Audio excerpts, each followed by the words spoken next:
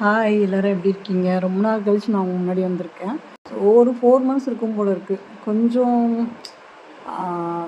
Personal issues இருந்ததுனால health இஷ்யூஸும் இருந்தது. அதனால் வர முடியல.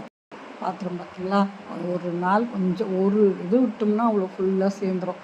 பாத்திரம் நிறைய இருந்ததுன்னா தலைவலி. அப்போ அது பார்த்தோன்னா முடிச்சிடணும், இல்லைன்னா அது அப்படியே தான் கிடக்கும். அது நேற்று கழுவுலனால இன்றைக்கி ஃபுல்லாமே வாஷ் பண்ணி போட்டேன். ஈவினிங் ரொம்ப பசிச்சுது.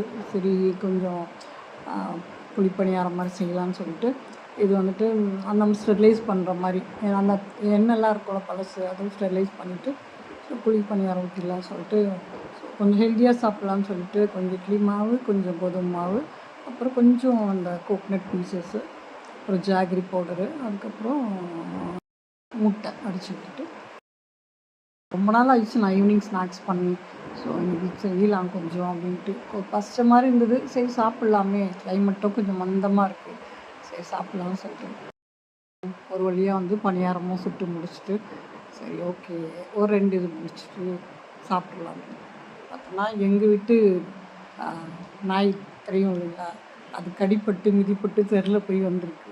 அதாவது சரி சில டைம் உள்ளே வந்துடும் நம்ம யாரும் கண்டுக்கலன்னா. அது சரின்ட்டு அதுக்கு என் பையன் வந்துட்டு அது மதியம் சாப்பிடல. அதனால் அது எவ்வளோ ஹைட் ஏறுதுன்ட்டு பயங்கர தின்னி மாடு. அதெல்லாம் அதோடு கொஞ்சம் இதாகிட்டு இருந்தோம். ஸோ இப்படிதான் எங்கள் லைஃப் போயிட்டுருக்கு.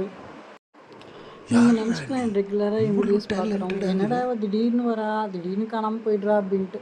என்ன பண்ணுறது, சுச்சுவேஷன்ஸ் அந்த மாதிரி இருக்குது. ஸோ இனியாவது கண்டினியூவாக வீடியோ பார்க்க ட்ரை பண்ணுறேன். பாய்.